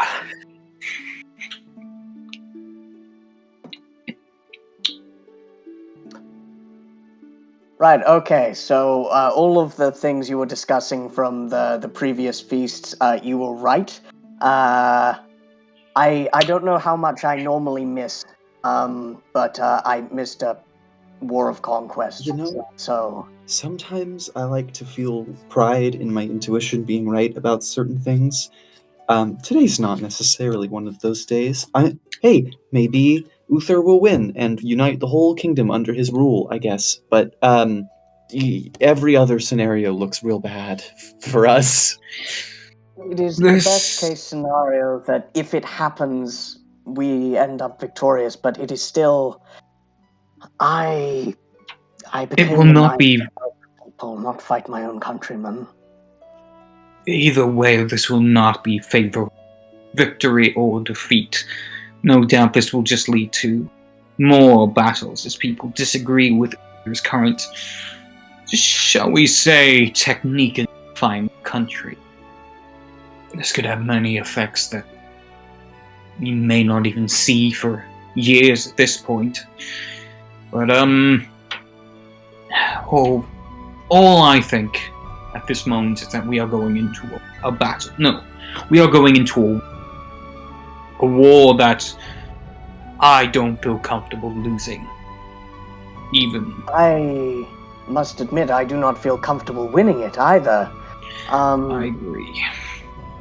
It is not an enviable situation for us to be in. But if it is the will of our lieges, then we must conduct this campaign. It does not sit well with me, I must admit. All of this, I'm going to do it. Make no mistake. To do so otherwise would be to spit on everything that I have worked for my whole life. It's just... I hope he will be very grateful to those who stick with him. Dallin. Our loyalty. Sorry, Mark. Dallin is just very quietly listening and kind of like it very much looks like they're in their own head thinking about everything that they've absorbed tonight with what little bits of the can you answer me this, Bob? I know that Dallin got lazy and wasn't totally paying attention, but Yeah. based on the host's description of the general financials in the area, was it positive or negative? Going well or going bad? The situation in the Vale is really tenuous. Like, he's a duke, so he can basically force things into. But the best state for any Uther loyalist is to basically quickly get rid of any sort of complication in Logres, and then, he didn't earn the right of High King by the vote of those who elect him. But there is more than one way to do that, and Uther is certainly, within his rights, I guess, to pursue that as literally the brother of the last king. If I cannot reach their hearts and minds with my deeds, I will reach it with my sword. You'll be the conqueror king, but you'll be a king either way. It is... I will say no more of it. I just know this, my friends. I am conflicted. But, at the very least, it is a chance to achieve glory. And should we be victorious, should this all go well, no matter what comes in the future, we will be sung about. The decision has been made, certainly. And if we're victorious, I imagine the conditions in Salisbury and the Vale and all of the counties that are within our reign, within Uther's reign, would find new prosperity. But if we fail, we'll likely die as traitors. The decision has been made, Gortrix, and I understand your discomfort, but the way I see it, I think the best we can do is the best that we can do. And perhaps look forward to the positives that may come with this. Indeed so. Our lords will get nothing but our best. Indeed. We will serve loyally as knights do. I must admit you are not wrong when you say they will sing songs, but as to how they will sing it, well, we'll have to see how that goes. We could either be the Southern Dixie or the Northern Dixie, and one of those is not going to be very good for us. Nope. All right. Anything else you guys wanted to do with the scene? Sorry, I don't want to cut into that conversation at all. I'm good. I think that's a good place. Okay. I think so too. So Liam, also, I saw you kind of like begging for my help with your eyes over there, but I was on the other side of the hall. Was there anything else? Do I need to break his kneecaps? No, actually, surprisingly, I think I did really well. I was terrified every second of that conversation. That's the guy that I was at that prompted me to talk to you about that thing with my sister. I see. Yeah. I did not lie to him, but I think he is understanding of the situation. I understand I just worded that extremely suspiciously, but I have been accustomed to it. I trust you. I understand it is your business, and I will not pry over much. Thank you. Indeed. Oh, hi, though Edward. you did use understand a few times. Hi, maybe I shouldn't be listening. Sorry, I did not mean to. Look, you saved my life, and I've saved yours a couple of times. I think we're fine. We're right. You won't tell anybody that my sister's sick, right? No. Your business is your own. Though, Right. I did get a recommendation that apparently he is someone to speak to if one seeks a wife from the Vale. Seems to know quite a few people. Cool. So I don't know, maybe there's something for you there. Yeah. Shrugs. You know, I should talk to him about that. Yes, thank you. Anyway, we should probably get some sleep. Yes, It's been probably. a long ride. And, honestly, the feast was a little shorter than I'm accustomed to. I know. It only felt like it lasted for 2-ish amounts of time. It's strange. All right. If one were to break it into discrete blocks of time, I would definitely say 2 blocks of time. Yes. And we'll be doing that a bit just for streaming purposes, so we're not overwhelmed with feasts. But I do like high cadence of feasts. I think there's a lot of really cool stuff that happens as far as character progression at the feast. I definitely really like feast gameplay, and also yes, I don't have a preference on whether it's long or short. It is all good. exactly. I do want to so long ask. as These are always fun. We are coming up on normally like our cutoff time. If we were to dive into anything next, it would basically be the road ahead to Pendragon. Is now a good time to stop? I'm willing to keep on going, though. As I said previously, I am a little tired, but I can push through. Like playing games with friends is an adrenaline rush. Who knew? I am also I'm also a little tired, but my work tomorrow is real close to my place, so I can go for as long as another hour if needed. Do you want to do some role play on the road, kind of, or like role play as you're reaching Pendragon, but before the battle, and then that allows us to launch into the battle. That's totally not going to happen after. Okay. Yeah, that sounds that's a great idea. Okay, great. Wait, Mark, are you comfy with all that? Oh yeah, I'm absolutely all good. Okay. That's a good question. Do you mind if we take like 5 minutes too fast for me to refill my water? Yeah, go ahead, because I'm actually going to pull up a map of Logres and the whole island if I can. I'm gonna get another Logres map. Good. While you do that, I'm going to share my unsolicited opinion on things. Generally, like, I like more freeform roleplay, as opposed to, like, some of the various tabletop games you go where a card is drawn and your characters, like, get into altercations. But this, and the way that you handle it, Bob, have been, like, really good.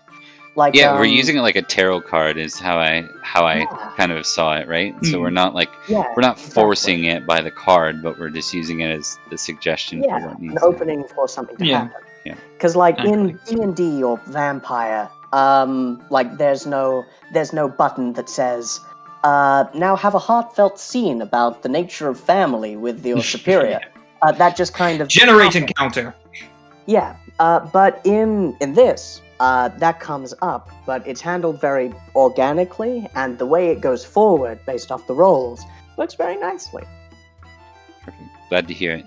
Yeah, I like the feel too, and I've never played a court game where it went smoothly. You know what I mean? Usually it's like a lot of filling space, it feels like. Because exactly. Because people are waiting while you're, when you give people encounters, you're waiting, but with this it's almost like a kind of a combat system in a way. It's like here's initiative, sort of, but it's not super complex to wade through. Like it doesn't take 7 years to get back to your turn. Yeah, and that's one of the best parts about it. I am struggling to find one that has Pendragon very clearly listed. Unfortunately. Let me just try. I'm just doing this while Liam's away. He must not know the secrets. No, because then I can totally pull it up.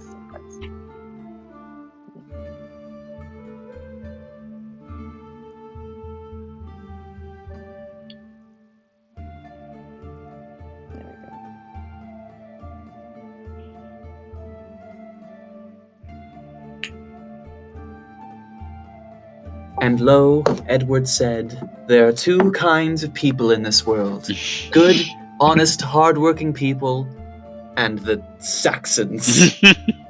I was thinking that's where you might go with it. Yeah.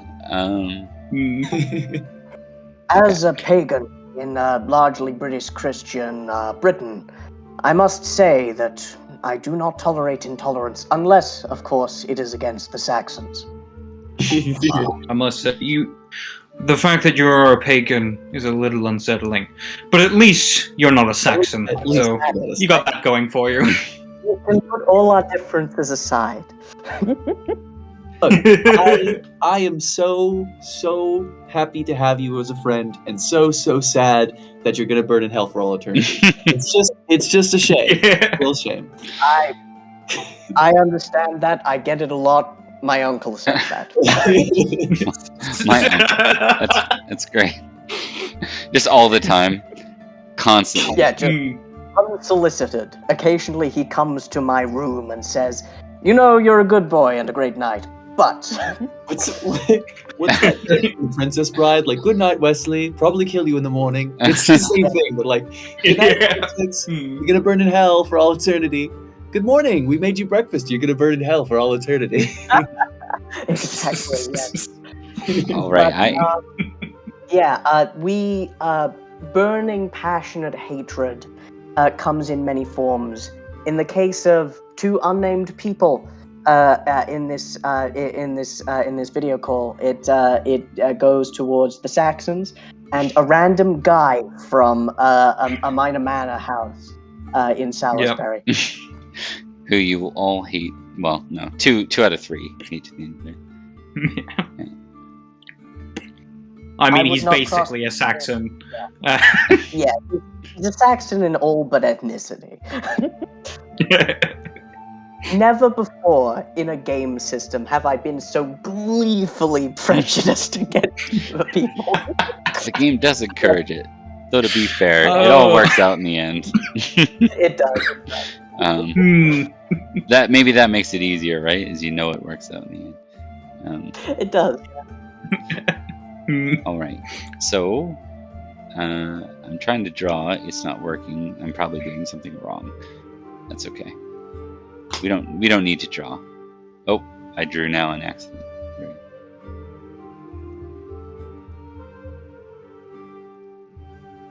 we go. And then.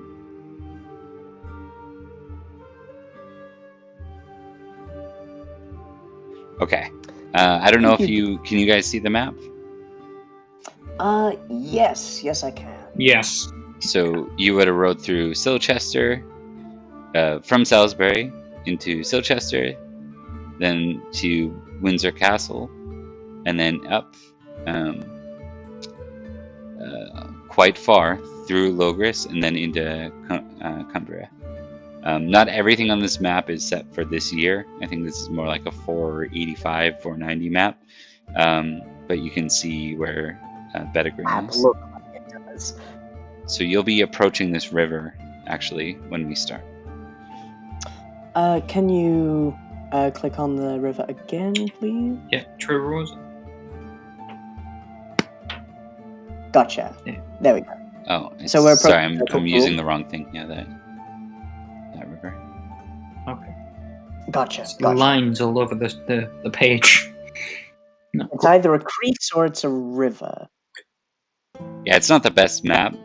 It's hard to find the good maps outside of Logres. There aren't many. The Logres ones, there's lots. But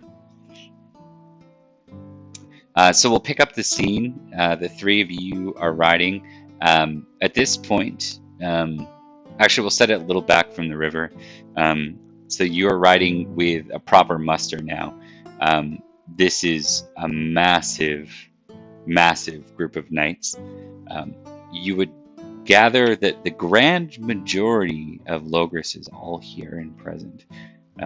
This is a huge muster. You do see the king and the prince.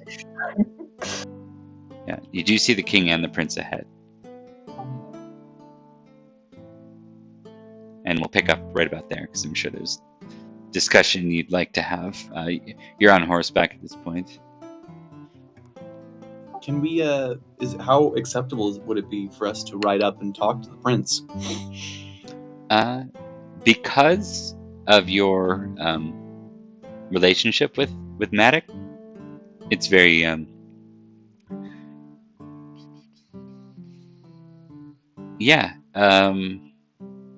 it's not reckless, it's not problematic. You could definitely do it. Whether or not it would be seen as like proper etiquette is another question, right? We're the Three Musketeers. It'd be like a weird flex kind Yeah. of to some people, but totally doable. I mean, we could do it as literally a group, just like riding up to the. Exactly. Like how we plan to get tables, how we plan to break the Irish, how we plan to speak to the king. It's just triangle formation. Brr. Yeah. It is the strongest shape. So. Yeah. All right. Yeah. Let's do it. Let's roll out. Let's in Medic's gang. All right, so you're approaching the prince. So you encounter Sir Matic. He doesn't seem to notice you. His eyes are very much like on the road ahead and in conversation with a couple of the knights around him. But once he kind of sees you, he his eyes light up and he says, "Ah, the three of you! I'd hoped you'd attend." Your Majesty, we wouldn't miss it for the world. Also, I think we had no choice, but we would have come anyway. I wasn't sure if it was appropriate to say that we could not possibly have refused, but we're still happy to at least be fighting by your side. Yeah, there's always a choice. The dead men know the choice better than others, of course. Quite so. Yes. Gortrix laughs easily with like, no, hold on, was that kind of a veil? Dallin also like kind of laughs, but a little bit more like there's a little tiny flash of visible concern on his face. I think Edward mostly laughs because like he thinks it's kind of inappropriate because he's like, yes, it is funny what happened. It is funny what happens to traitors. That's great. But yes, it has been a while since we have had battle on this scale. It will be refreshing to get back into the swing of things, as it were.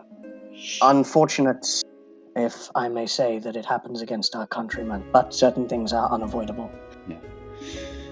The men of the north are not from Logres. They are our countrymen, but right now they serve someone who's defiantly chosen to claim their independence. And, well, my father is rightful heir to the right of the High King. We will claim it, and we will help him. Of course.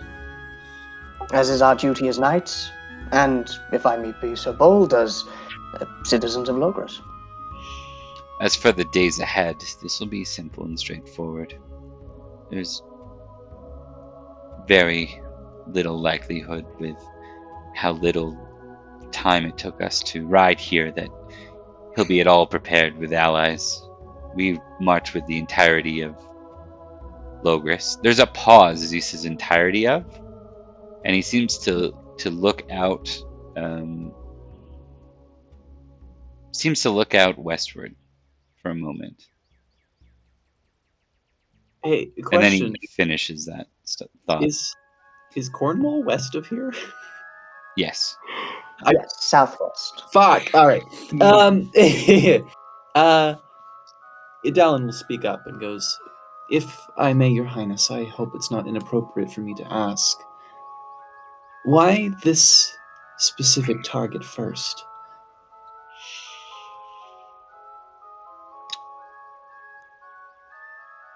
He pauses. Well, my father has his reasons.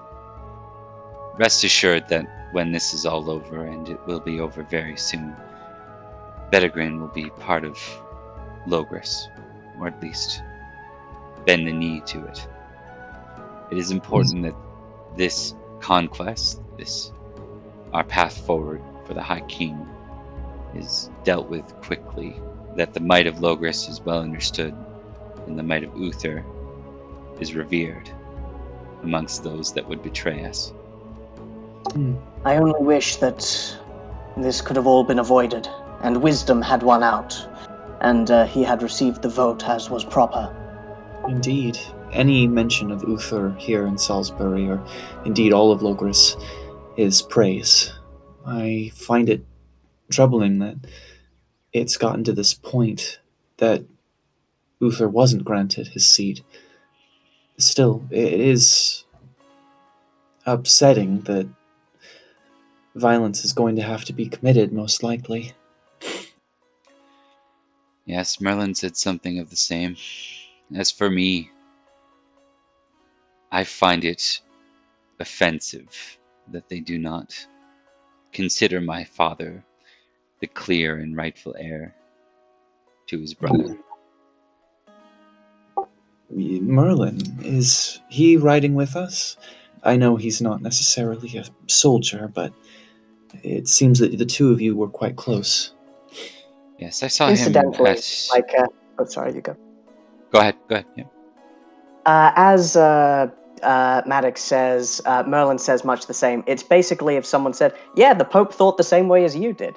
And he just puffs up his chest a little.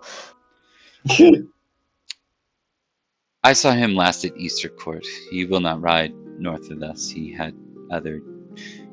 I never know really what he's up to. He disappears for a time only to return with new plans. He's a scheming one, that one. Make no mistake, though it seems to be in the favor of my father, so who am I to? It would indeed seem so. A pity. I would have liked to see his thoughts on this. Not just your father and yourself, but indeed all Britain. He has a great many responsibilities. So it seems.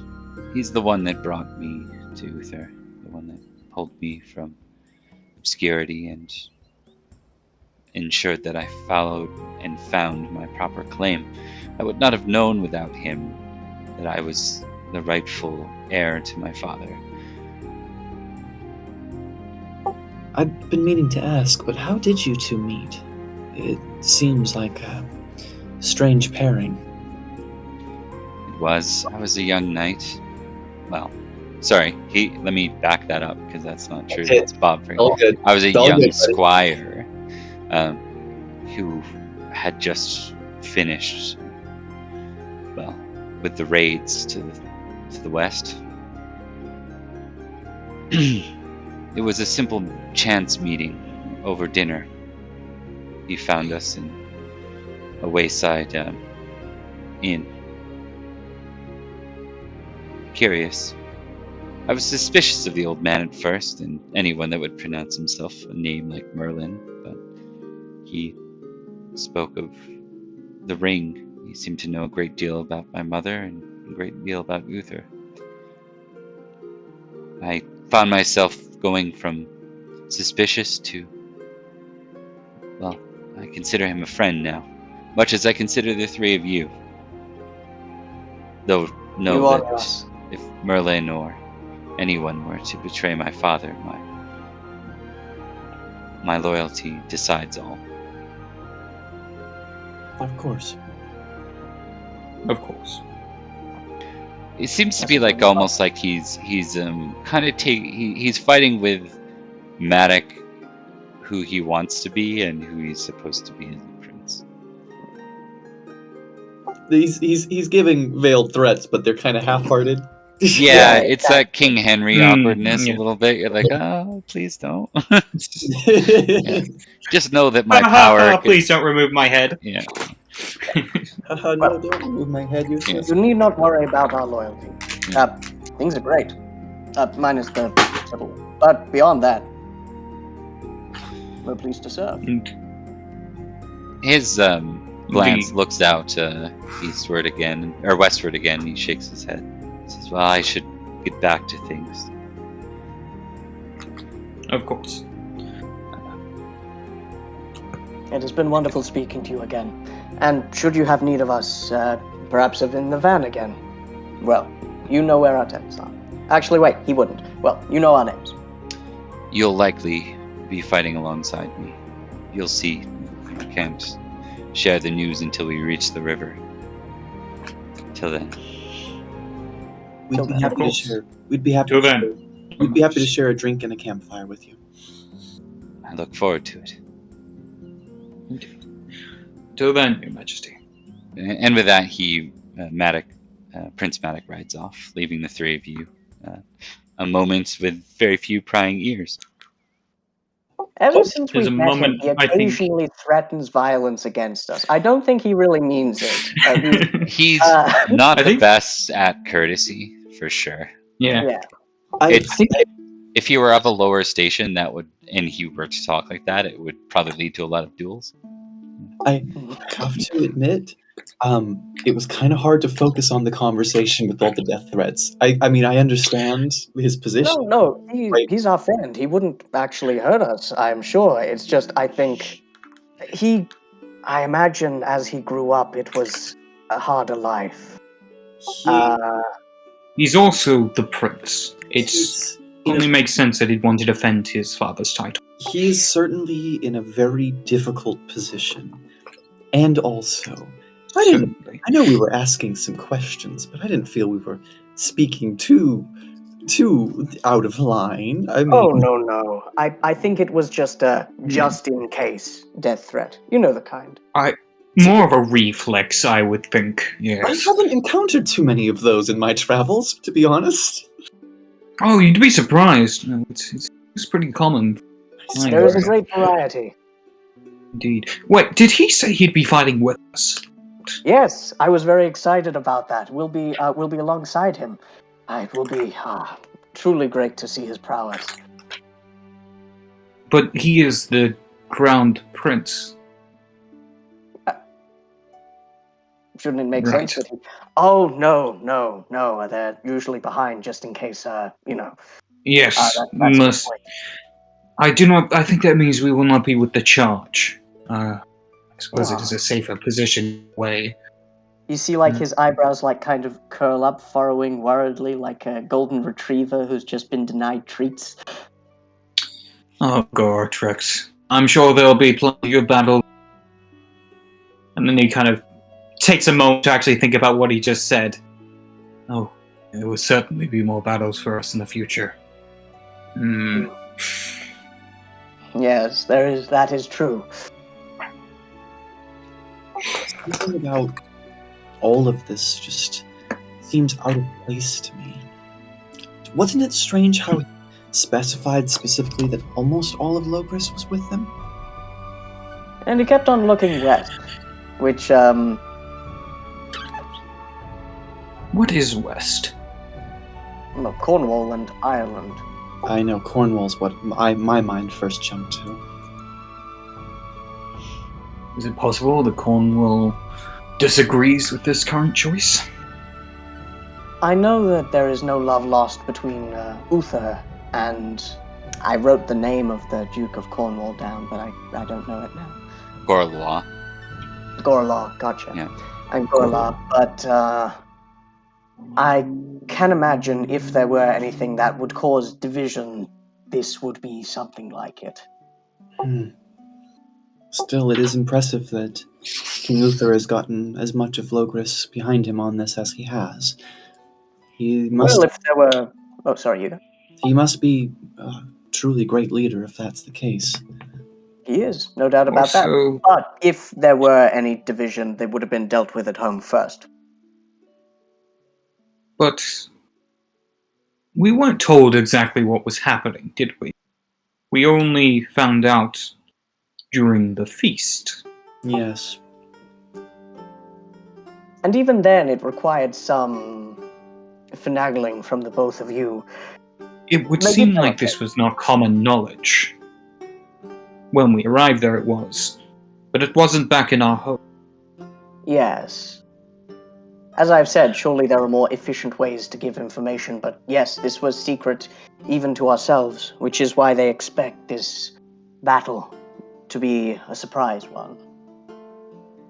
I'm curious if Cornwall even knows of what we're doing. That is a good point. This might just get a whole lot more complicated. Go ahead and give me a battle roll, actually. Ooh. I like those. I'm good at this.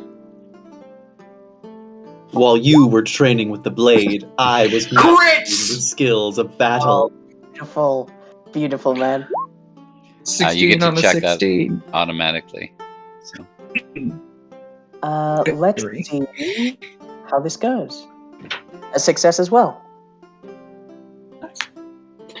Oh, by the way, are you guys still on the map? Which one do I have you on right now? You've got us on the Map of... The one that You looks let like it us- was colored by an 8-year-old crayons? That one? Yeah. Okay, just check. one that- That's the one. Yeah, okay. It's the Dunning crayon. Gigant, by the way, that's where Robert's from.